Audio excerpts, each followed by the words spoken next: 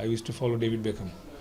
ওনার hairstyle থেকে শুরু করে উনি কী পরবে প্রতিদিন, এটা ছিল আমার প্রতিদিনের কাজ ফাইন্ড আউট করা। সো ইয়াং জিনিসটা খুব পছন্দ করেছিল, সেটা হচ্ছে গিয়ে এই গোটি দাড়ি অ্যান্ড স্পাইক চুল। অ্যান্ড এটা ইনফ্যাক্ট মিডিয়ার কারো ছিল না, শুধু আমারই ছিল। আমার কাছে ফ্যাশন মানে হচ্ছে যে কেউ আমাকে দেখে জিজ্ঞেস করবে যে ভাই এটা কোত্থেকে কিনছেন বা কোত্থেকে পড়ছেন, এই that is fashion.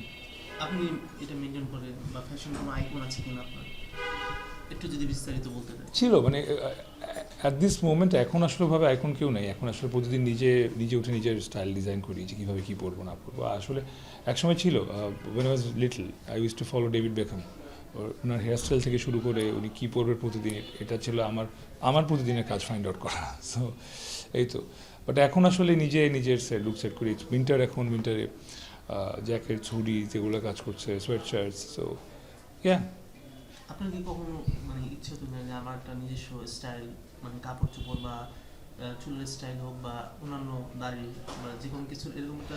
I think যদিও এখন নেই, তবুও ইফ আই রিমেম্বার আরও 5-7 বছর আগে আমার একটা স্টাইল আই থিঙ্ক ইয়াং জিনিসটা খুব পছন্দ করেছিল, সেটা হচ্ছে গিয়ে এই গোটি দাড়ি অ্যান্ড স্পাইক চুল। অ্যান্ড এটা ইনফ্যাক্ট মিডিয়ার কারো ছিল না, শুধু আমারই ছিল। ইনফ্যাক্ট এটা আমি আমার কলেজ লাইফ থেকেই রাখতাম। সো যেটা নিয়ে আমাকে সবাই পচাইতো যে এই ছাগলের মতো দাঁড়িয়ে রাখছে, ওইটাই একসময় বিকেম আ ট্রেন্ড। সো এই তো হ্যাঁ, ওই পেয়ে গেছি একবার লাইফে।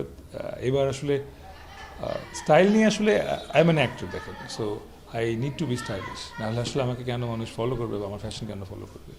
Plus I always like to look good. I think everyone should.